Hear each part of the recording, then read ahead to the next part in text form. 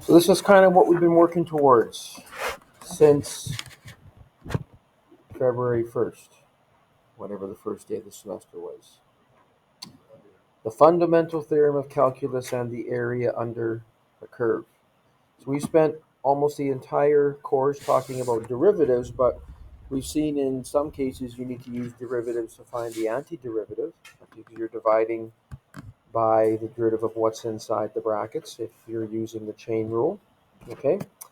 As well, we use that derivative statement to integrate, which is another word for finding the antiderivative. If you integrate a function, you're finding the antiderivative. So we've used a derivative statement when we use the method of substitution, right? And we'll be doing more of those. So this is kind of what we've been working towards. The fundamental theorem of calculus and area under the curve. So if f is a continuous function on a closed interval from a to b, then f has an antiderivative, capital F, on ab, and you've got this symbol here, which means you're going to integrate. You're going to integrate f at x to get the antiderivative, and then you're going to evaluate it between x equals a and x equals b. All right?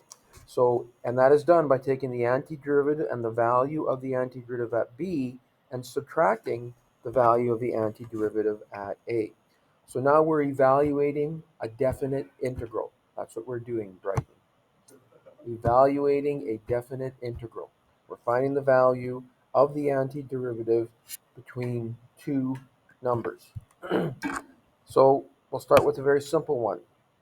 Again, when you see this statement, this symbol, that means you're going to take the definite integral. It means you're going to take the antiderivative of the function, and the function is x. The dx on the end means that it was a derivative. So you're going to go backwards, take the antiderivative to get the statement or the equation for y in terms of x.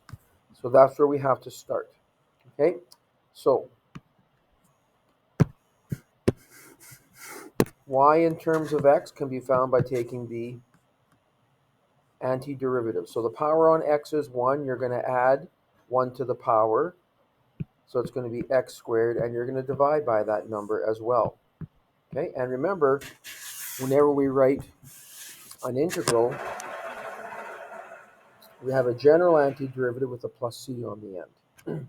So we could rewrite that as 1/2 x squared plus c.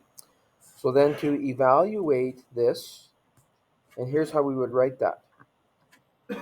You want to find out what 1/2 x squared plus c is, and we put a line after that with the lower boundary at the bottom and the upper boundary at the top. So this means that you're going to evaluate that expression between those two values of x. Now, what happens here? You're going to start with the top number. When x is 2, it's going to be 1/2 times 2 squared plus c minus the value of this, the whole thing, when x is 0. So it'll be 1/2 times 0 squared plus c. 2 squared is 4, half of that is 2. 0 squared is 0 times a half is 0, so we can put a minus 0 there, and then we're also going to have a minus c. The negative in front of the bracket changes the signs inside, so you're going to get a minus c as well, and the c's are going to cancel, and so the value of that derivative is just 2. So this is always going to happen, the part about the c's canceling. It's always going to happen. So from here on out, we won't worry about c when we're calculating the definite integral, because the c's will always cancel like they just did. So for number 2, once again, we need to find the value of y in terms of x, not the value, but what that expression is. We want to find the definite integral from x equals -2 to x equals 4 of 6 minus x squared dx. Again, the dx just means that it was or it is a derivative. So we're going to get y in terms of x by going backwards and taking the antiderivative. So y will equal. So in this case here, We will take the derivative of each term. So the 6 is 6x to the 0. So that'll be 6x to the 1 over 1 minus x cubed over 3, or 1/3 x cubed. And we're going to evaluate that from x equals -2 to x equals 4. So we can simplify it a little bit. It'll be 6x minus 1/3 x cubed that we're evaluating from -2 to +4. So first one, x is 4. It'll be 6 times 4 minus 1/3 times 4 cubed. And from that, we'll have to subtract the value when x is 2. -2, excuse me. So it's 6 times -2 minus 1/3 times -2 cubed. So we're going to get 24 minus 4 cubed is 64 over 3 minus, in brackets, 6 times -2 is -12.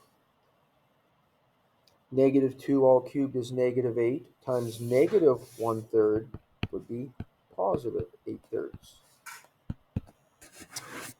So now we'll get rid of the minus in front of the bracket. It'll change all the signs inside. You're going to get 24 plus 12, which is 36. You're going to get -64/3 minus 8/3, which will be -72/3.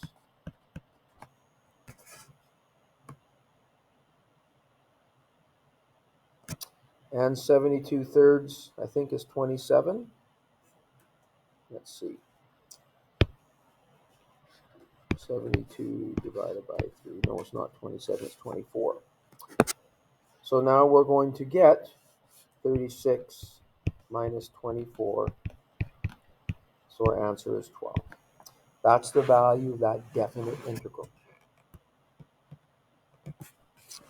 +12.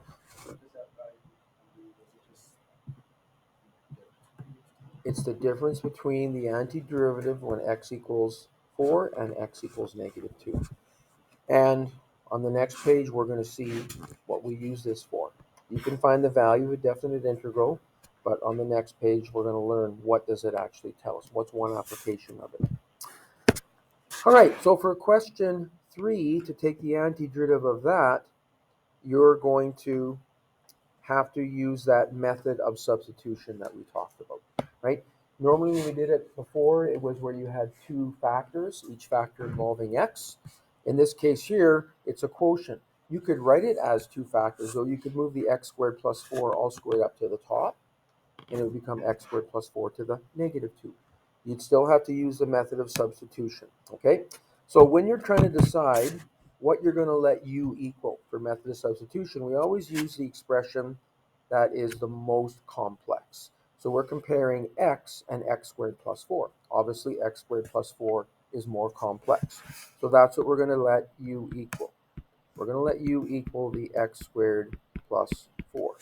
And then du by dx will equal 2x.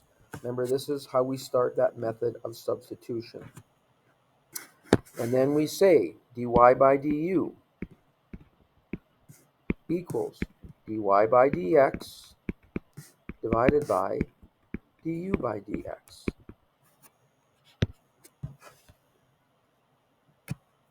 So dy by du will equal dy by dx, which is the original expression. Remember, that is a derivative. That's why we have a dx on the end.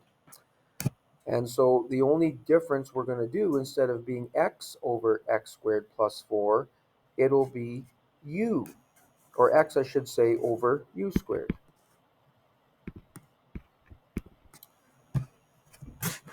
But that's only the dy by dx. Then that is divided by du by dx, which is 2x.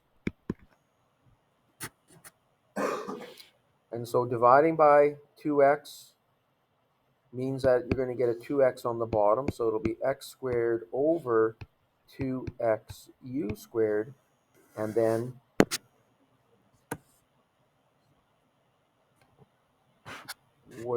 I'm sorry, no, that shouldn't be there. Yeah. and then the x's cancel. And so we are left with 1 over 2u squared. Or 1/2 u to the negative 2. That's dy by du. And this is what we are now going to take the antiderivative of. We haven't done that yet, right? We just used our derivative statement along with the method of substitution to get an expression that's fairly easy to find the antiderivative of. So if this is what dy by du equals, then y in terms of u is found by, again, adding 1 onto the negative 2, which will give you negative 1. That'll be the new power, and you're also going to divide by that negative 1. So it'll be negative 1 over 2u to the negative 1, or negative 1 over 2u.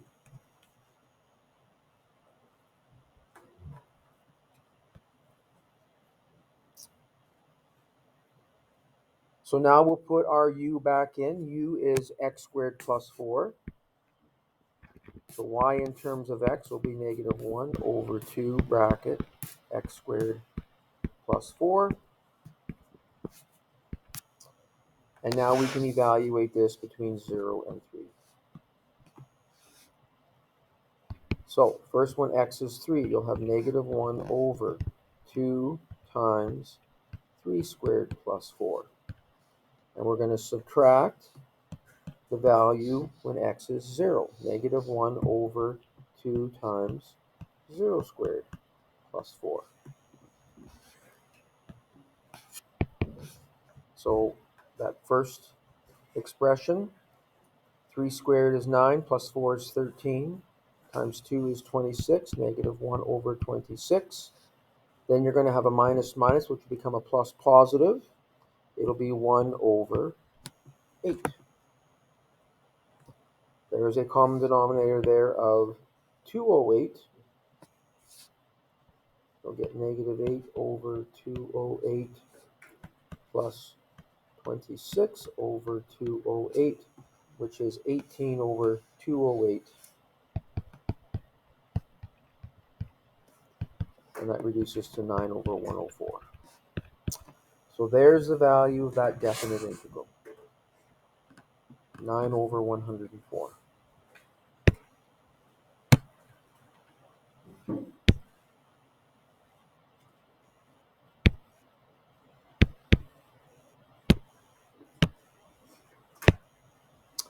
Okay? So here's what we can use this process for. We can use it to find the area under a curve. If f is a continuous function on the closed interval from a to b, then the area function a can be defined as the definite integral. The definite integral between a and b. So a and b are two x values on the curve. You can use the definite integral. It will give you the area under that curve. And there's a kind of a bit of an explanation there, but I've also got a video here that does a pretty good job of explaining it.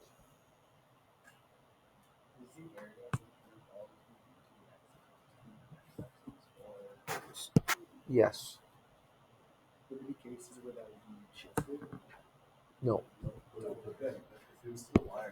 No, I'm saying that. We've done several videos already where we're approximating the area under a curve by breaking up that area into rectangles and then finding the sum of the areas of those rectangles as an approximation. And this was actually the first example that we looked at, where each of the rectangles had an equal width. So we equally partitioned the interval between our two boundaries, between A and B. And the height of the rectangle was the function evaluated at the left endpoint of each rectangle. And we wanted to generalize it and write it in sigma notation. It looked something like this. And this was one case. Later on, we looked at a situation where you define the height by the function evaluated at the right endpoint or at the midpoint, and then we even constructed trapezoids. And these are all particular instances of Riemann sums. Riemann sum. So this right over here is a Riemann sum. And when people talk about Riemann sums, they're talking about the more general notion. You don't have to just do it this way. You could use trapezoids. You don't even have to have equally spaced partitions. I used equally spaced partitions because it made things a little bit conceptually simpler. And this right here is a picture of the person that Riemann sums was named after. This is Bernard Riemann. And he made many contributions to mathematics, but what he's most known for, at least if you're taking a first-year calculus course, is the Riemann sum and how this is used to define the Riemann integral. Both Newton and Leibniz had come up with the idea of the integral when they had formulated calculus, but the Riemann integral is kind of the most mainstream, formal, or I would say rigorous definition of what an integral is. So as you can imagine, this is one instance of a Riemann sum. We have n right over here. If the larger n is, the better an approximation it's going to be. So his definition of an integral, which is the actual area under the curve, or his definition of a definite integral, which is the actual area under a curve between a and b, is to take this Riemann sum, it doesn't have to be this one, take any Riemann sum, and take the limit as n approaches infinity. So just to be clear, what's happening when n approaches infinity? Let me draw another diagram here. So let's say that's my y-axis, this is my x-axis, this is my function. As n approaches infinity, so this is a, this is b, you're just going to have a ton of rectangles. You're just going to get a ton of rectangles over there, and they're going to become better and better approximations for the actual area. And the actual area under the curve is denoted by the integral from a to b of f of x times dx. And just to make it, you see where this is coming from, or how these notations are closer, at least in my brain, how they're connected. Delta x was the distance for each of these, was the width for each of these sections. This right here is delta x, so that is a delta x. This is another delta x. This is another delta x. So a reasonable way to conceptualize what dx is, or what a differential is this: what delta x approaches if it becomes infinitely small. So you can view this, you can conceptualize this, and it's not a very rigorous way of thinking about it, is an infinitely small, infinitely, but not zero, infinitely small, small delta x is one way that you can conceptualize this. So once again, is you have your function times a little small change in delta x, and you are summing, although you're summing an infinite number of these things from a to b.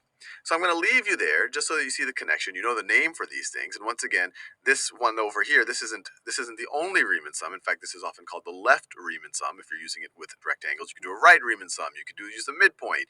You could use a trapezoid. But if you take the limit of any of those Riemann sums as n approaches infinity, then that you get as a Riemann definition of the integral.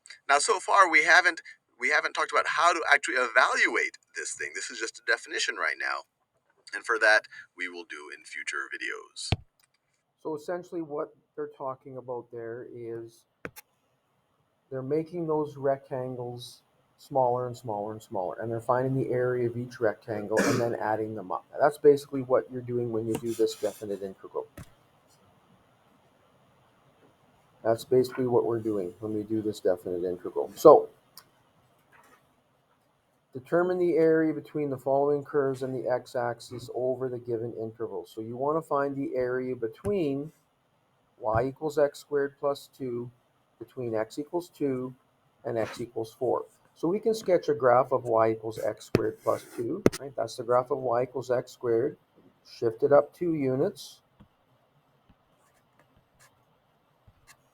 So that's where the vertex will be at 0, 2. We can generate a couple points here. For example, when x equals 2, 2 squared is 4, plus 2 is 6. So it's going to go through the point 2 comma 6.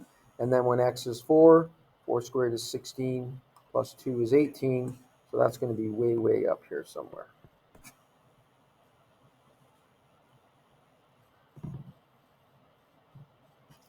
And it's going to be higher than that even. But anyways, this is what the graph looks like. Right? Something like that.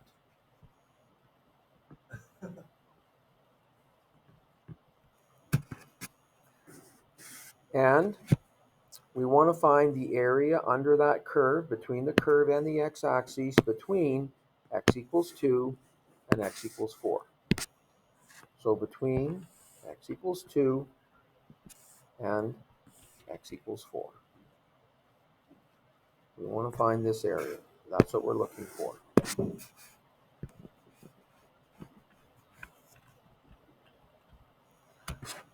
And that can be found by taking the definite integral.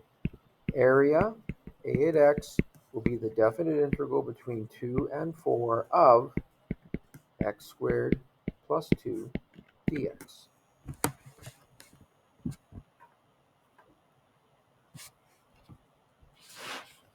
So we'll take the antiderivative and get 1/3 x cubed plus 2x over 1.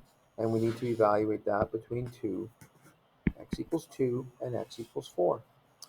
So first, when x is 4, it'll be 1/3 times 4 cubed plus 2 times 4, minus, when x is 2, it'll be 1/3 times 2 cubed plus 2 times 2.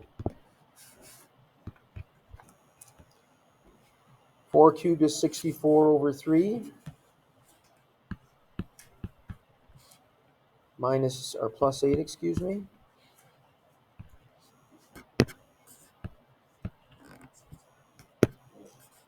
minus, in brackets, 2 cubed is 8 over 3, plus 4. So you're going to have 64 thirds minus 8 thirds, which is 56 thirds. You're going to have 8 take away 4, which is plus 4. So that'll be 56 thirds plus 12 thirds.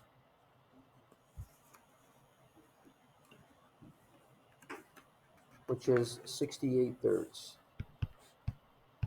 And remember, this is the area under the curve, so we can talk about it in terms of that many square units. There's the area under that curve. That's what the definite integral tells us. Pardon me? Well, when you do this is one of the things that the definite integral does. As he talked about it earlier, about the limit as x approaches infinity. So x is the width of those rectangles. And so basically you're finding that the area of an infinitely number of those rectangles. And the smaller those rectangles get, the closer that the actual height of it becomes the actual area. Because as the widths get smaller, the area is more dependent on the height. So he did kind of show that, where eventually when that width of those rectangles gets so small, essentially you just have a bunch of lines. And they are all measured by the height of each of those lines, which is defined by the curve. The curve tells you how high those lines go. And that's one of the things that the definite integral does. It actually finds the area of all those lines added up. So we never need to draw this. No. Yep. Yep, that's correct. So the next one, the function is y equals negative x squared plus 4. So that's going to be a quadratic that opens downwards. It's going to have x-intercepts at plus and minus 2.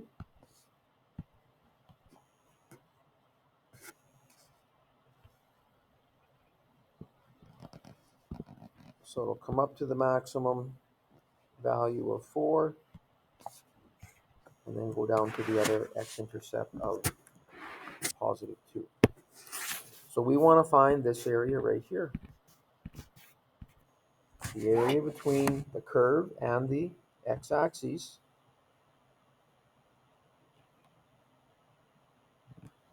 between 0 and 2. So we're going to see we're not always going to be between the curve and the x-axis. Sometimes the curve is going to be below the x-axis. Okay? And sometimes we're going to find the area between two different curves, or a curve and a line. It's not really going to involve the x-axis at all. What we're really doing here, well, you talked about shifting. When you said shifting, I was thinking more in case of what we learned in 30-1 as far as transformations. No, I was more saying like the line. So you take the area of the line. Yes, That's we will do that. But what we're doing here when we find the definite integral, and if we look at that last example of y equals x squared plus 2, it's actually y equals x squared plus 2 minus y equals 0. Y equals 0 being the x-axis. That's really what we're doing here. Okay? So the same thing with this number 2. When we find the area between negative x squared plus 4 and the x-axis, we're going between y equals x squared plus 4 and y equals 0, because that is the equation of the x-axis. Okay, so we'll see how that plays into this as we continue on here.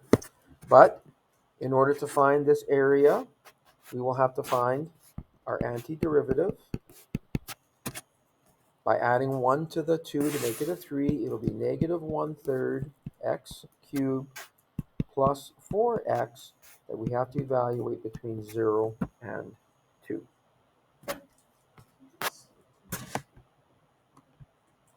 Sure?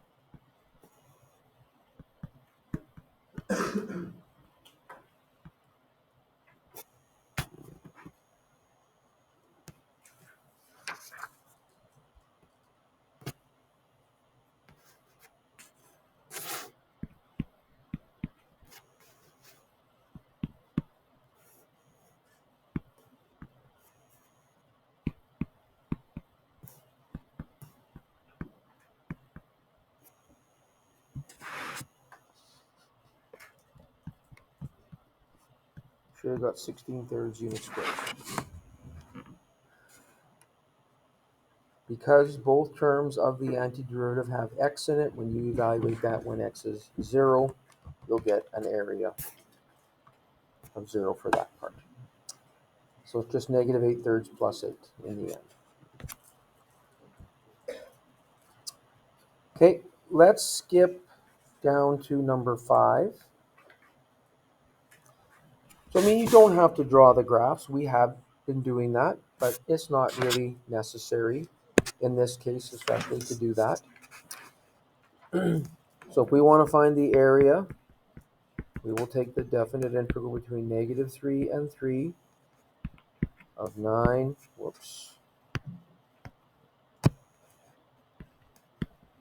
of 9 minus x squared dx. So that'll be 9x to the 1 over 1 minus x cubed over 3, or 1/3 x cubed, that we're going to evaluate between negative 3 and positive 3.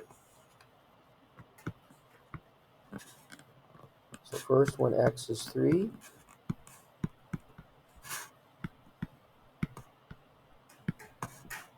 minus when x is negative 3.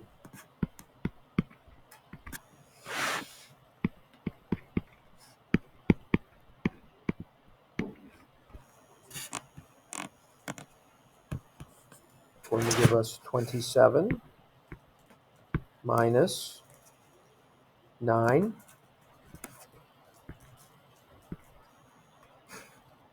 minus negative 27 plus 9.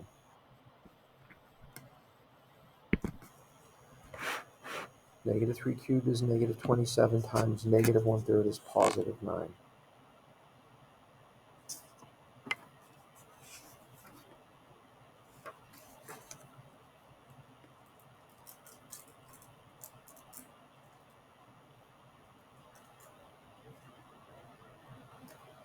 So 27 take away 9 is 18 minus negative 18 becomes 36. So that's how many square units the area between that curve, negative x squared plus 9 is what that is, between negative 3 and positive 3. 36 square units. Looking at question 6. We want to find the area between the x-axis and y equals sine x. So if we graph sine x, remember has initial starting point in the middle at 0, 0. There are critical points at every pi on 2.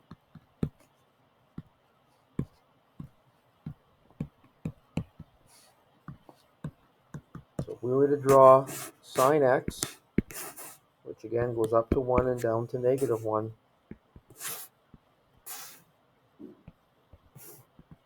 it'll look something like this.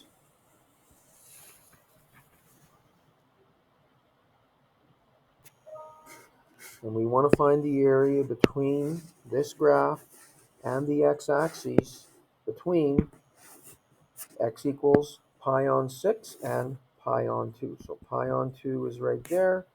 Pi on 6 would be somewhere right there.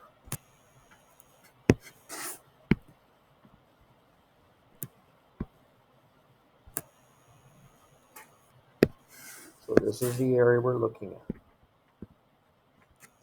And that area, again, can be found by taking the definite integral between pi on 6 and pi on 2, the definite integral of sine x dx. On your formula sheet, the antiderivative of sine x is negative cos x.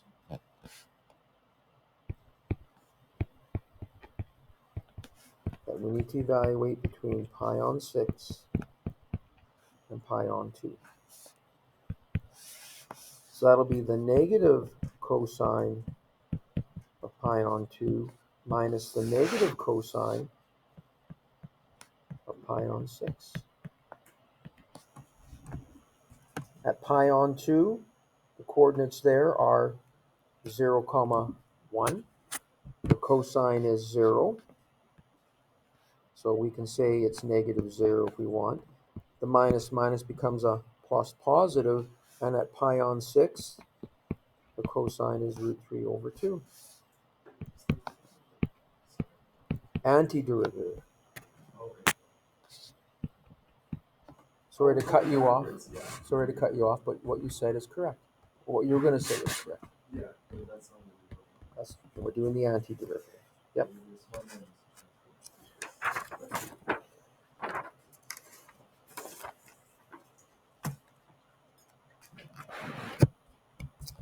Okay?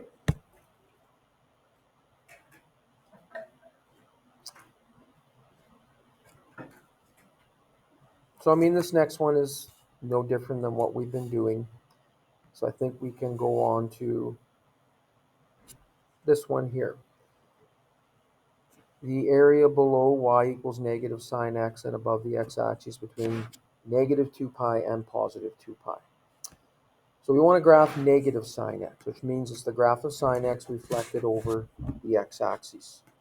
We're still going to have our critical points at every pi on 2.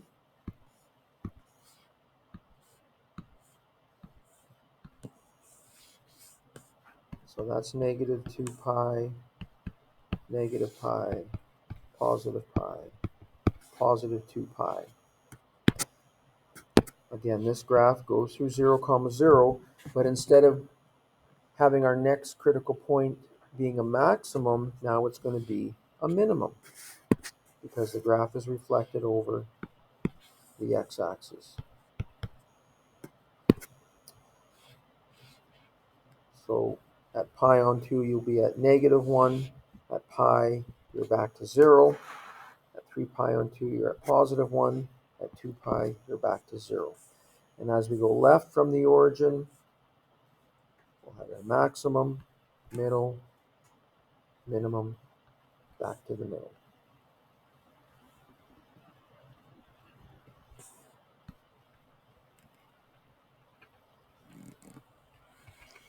And in this case, we're just asked to find the area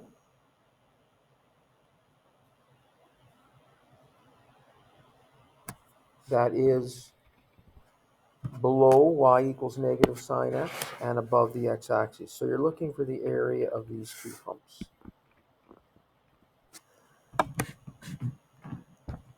And you only actually have to find the area of one of those humps because the graph of sine x is the same pattern over and over and over again. Nothing changes. It has the same height, it has the same width, it has the same shape.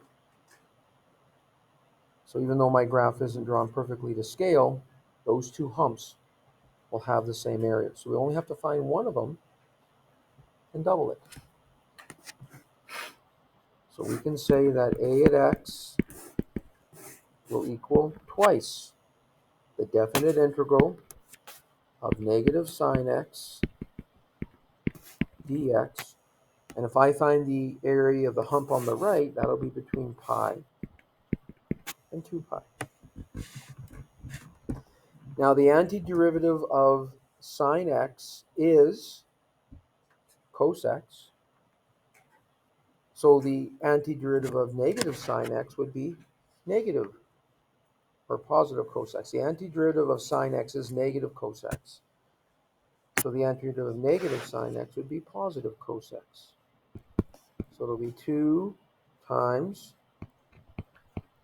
the value of cos x between pi and 2 pi.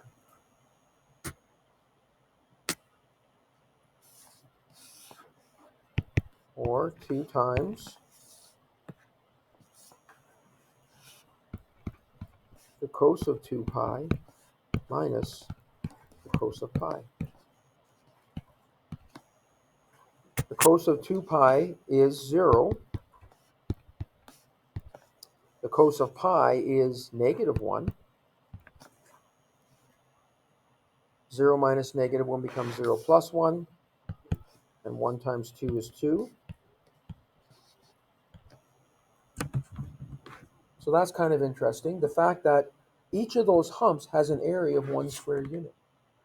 That's what this tells us. Each of those humps has an area of 1 square unit. Yes, Jihad. What? 2 pi is oh, I'm sorry. Yeah, you're right. It should have been 1. I used the sign. 2 pi is coterminal with 0, and the coordinate there is 1, 0. So yes, it's actually 1 plus 1, which is 2, times 2, which is 4.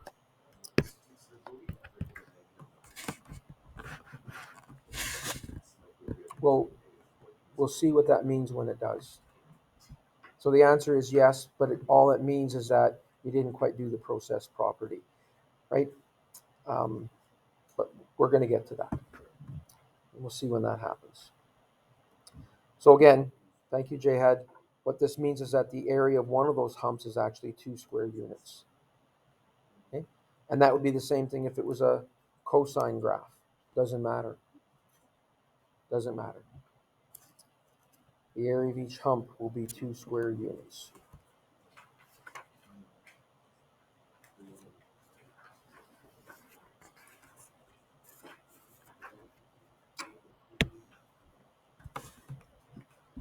So it doesn't really matter, what the function looks like. But in this case, notice we're not giving the boundary. It just says determine the area between y equals negative x cubed plus x squared plus 6x, and the x-axis. So this is one where we're going to have to look at the graph. We're going to have to find out where our x-intercepts are, because that's going to give us our boundaries. So in this case here, we will draw our graph. We need to, just to make sense of what's happening here. So I mean, we spent a lot of time doing curve sketching, seeing what different tools we can use to sketch these graphs. And what's really important here is where the x-intercepts are. That's going to determine our boundaries for our area. And the x-intercepts are always where y equals 0. It's where the function equals 0. So 0 will equal negative x cubed plus x squared plus 6x, which we can do by factoring. We take out a common factor of negative x there. We'll get x squared minus x minus 6 equals 0.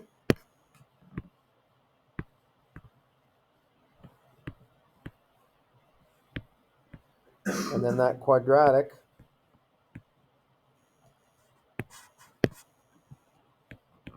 can be factored to x minus 3x plus 2.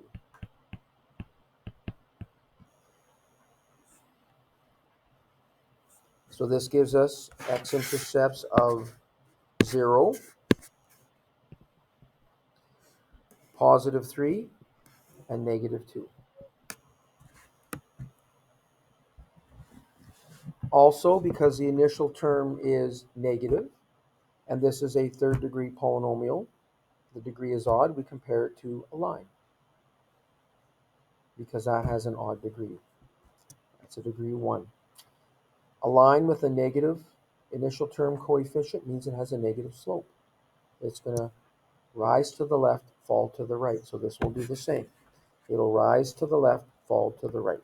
We don't need to find out where our max and min values are. It's not necessary in order to do this question. We're just going to draw a sketch. Again, we don't need to know exactly where those max and min values are.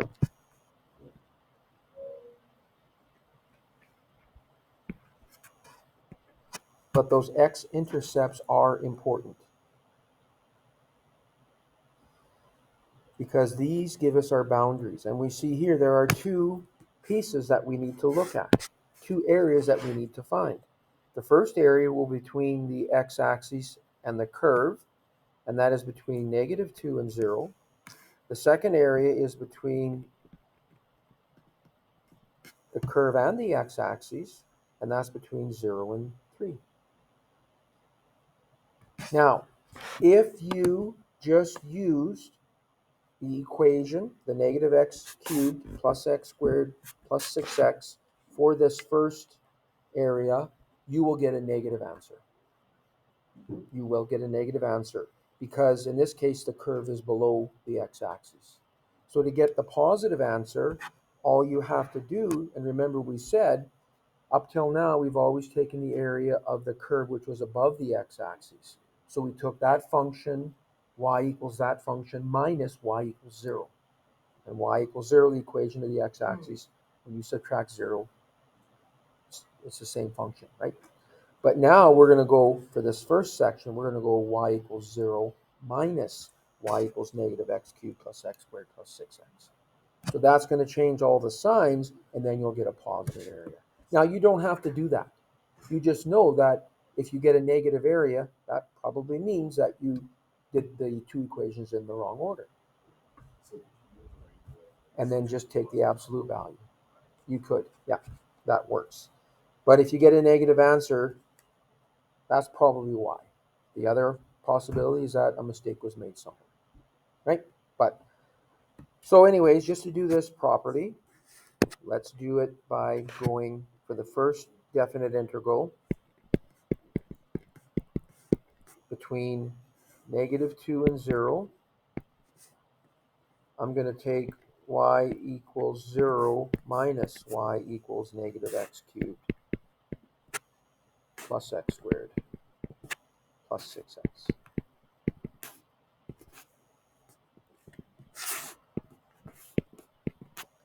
Which will change all those signs. It'll become positive x cubed minus x squared minus 6x. So this is what we'll take the antiderivative of. So it'll be 1/4 x to the 4th minus 1/3 x cubed minus 6x squared over 2, which will be 3x squared, that we're going to evaluate from -2 to 0.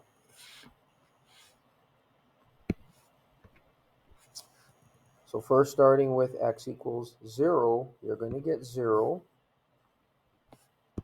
because every term has an x in it, minus, when x is -2, -2 to the 4th is positive 16 over 4 is 4.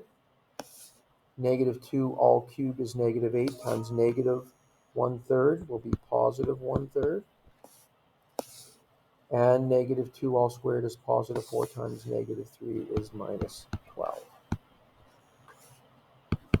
So that's going to give us 0 minus 4 take away 12 is -8. So it'll be -8, which is -24 thirds plus 1/3. That's going to be -23 thirds, but the minus in front of that will make it positive 23 thirds units squared. Yeah. Why what? Why did you move these x? Because I went negative in front. I went 0 minus all of this. This y equals 0 here represents the equation of the x-axis. So that changed all the signs. So let me just check these numbers again. X cubed minus x squared plus minus 6x is right. The antiderivative would be 1/4 x to the 4th minus 1/3 x cubed minus 6x squared over 2, which is minus 3x squared. When x is 0, that first value will be 0, minus when x is -2. -2 to the 4th is positive 16 over 4, which is 4.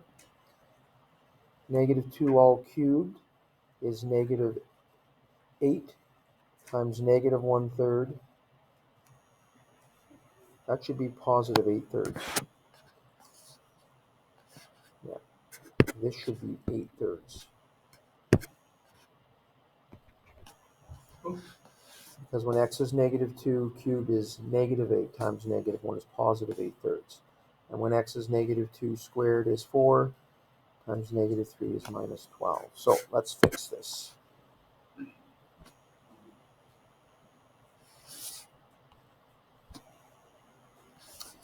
It should be 4 take away 12 is -8, which is -24 thirds plus 8 thirds.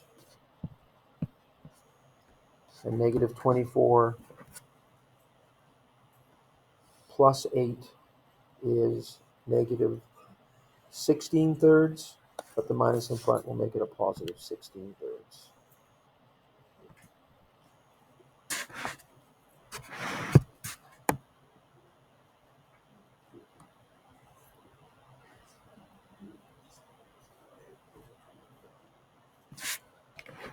Okay, so that's that first one. Now again, had you not done this 0 minus, you would have got a -16 thirds as the answer.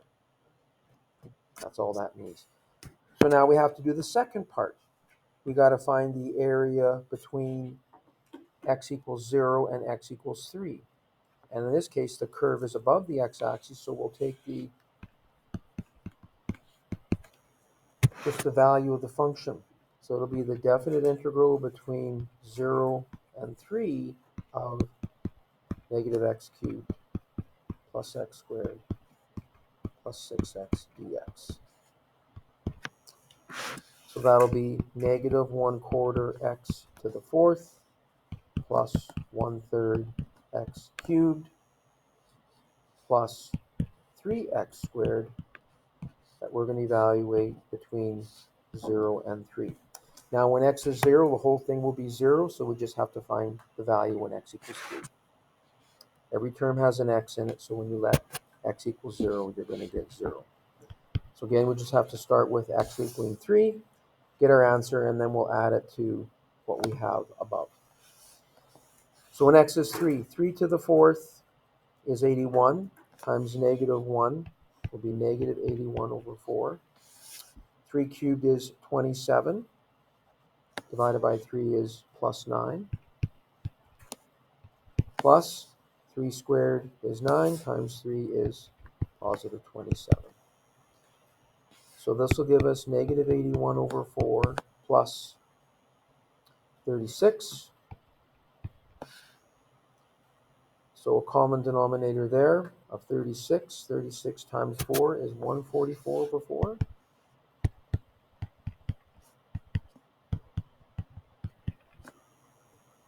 I believe.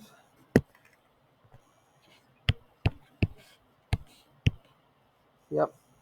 And if you take away the 81, that's going to give us positive 63 over 4. So that's the area of that second bump, the one that's above the x-axis.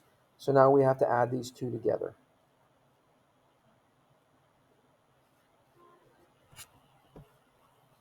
Okay, now we have to add these two together.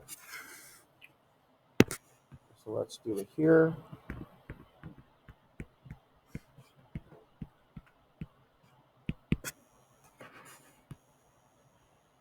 (16/3) plus 63/4.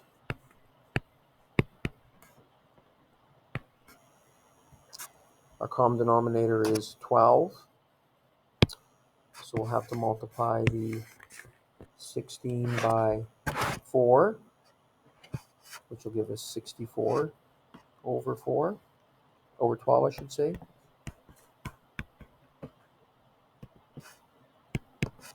We'll have to multiply the second one by 3.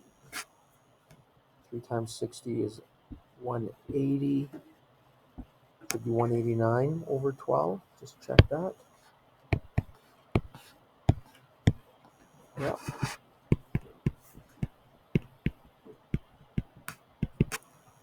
So now we'll add those together. 253 over 12.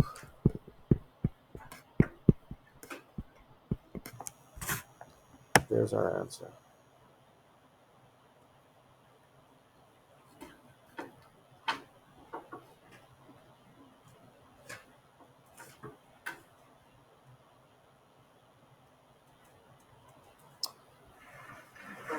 Okay.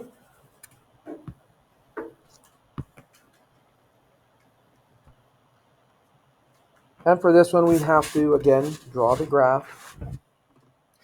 Draw the graph and see where the x-intercepts are, because that's going to give us our boundaries.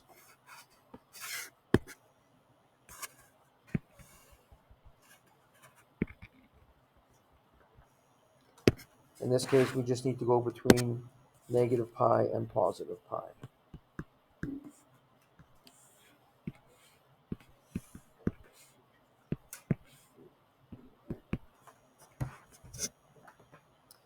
The graph of cosine usually starts at the maximum, but this is the graph of negative cosine. So it's going to start at the minimum here. And then the next critical point will be in the middle, and then a maximum. As we go to the left, we'll be in the middle, and then again a maximum.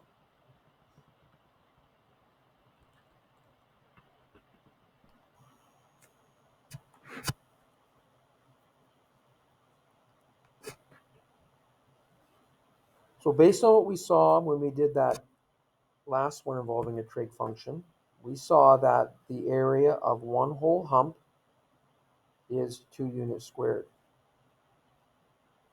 In this case here, it just asks for the area below the graph and above the x-axis. So we're actually going to be looking for that half hump there and this half hump here. Together they should form one full hump. We should get an answer of 2. But let's check to make sure. Let's check to make sure. So 8x here will be found by doing 2 parts. We'll take the definite integral from negative pi to negative pi on 2.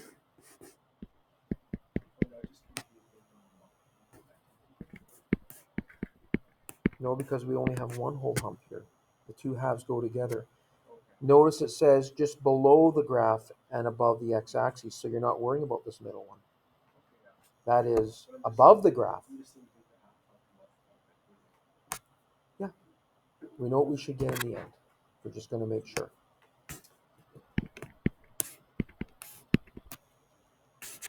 So this goes from pi over 2 to pi.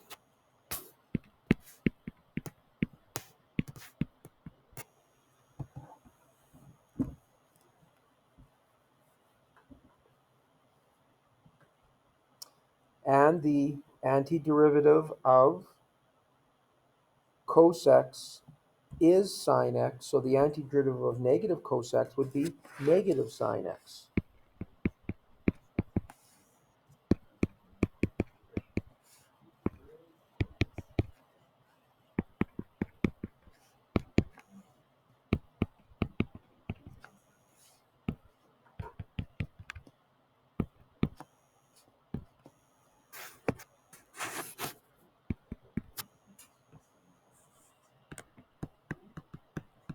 So we'll start first with that first expression.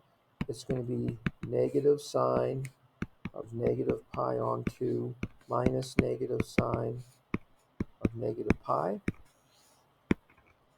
plus the second expression, negative sine of pi minus negative sine of pi on 2.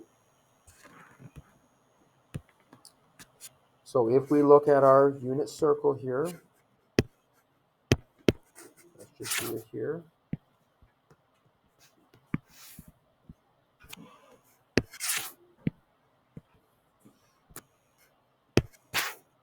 So this is 1, 0, 0, 1, negative 1, 0, 0, negative 1. The sine of negative pi on 2. Well, negative pi on 2 is coterminal with 3 pi on 2. The sine is the y value, which is negative 1. So you're going to get negative, negative 1. Minus to minus becomes a plus positive. The sine of negative pi, that's the same as sine of pi, that's 0. Plus, the negative sine of pi is negative 0. Minus minus becomes a plus positive. The sine of positive pi on 2 up here is 1. So we're going to get negative, negative 1, which is 1, plus 0 is 1, plus negative 0 plus 1 is 1. So yeah, we got the answer we thought we were going to get. The area of each hump of a sine or cosine graph, as long as it hasn't been stretched, is 2 squared units.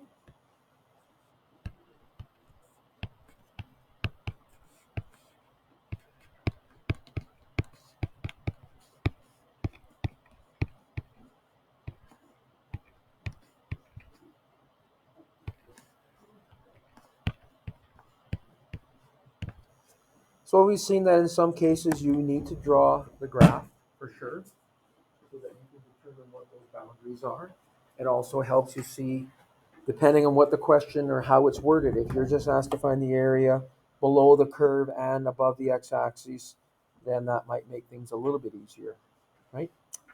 But we've also seen examples where you just want to find the area between the curve and the x-axis, so it really makes it important to sketch that graph carefully, know where those x-intercepts are, know where the graph is above and below the x-axis. All those things come into play. Okay, so read the questions carefully. It'll tell you what you need to do.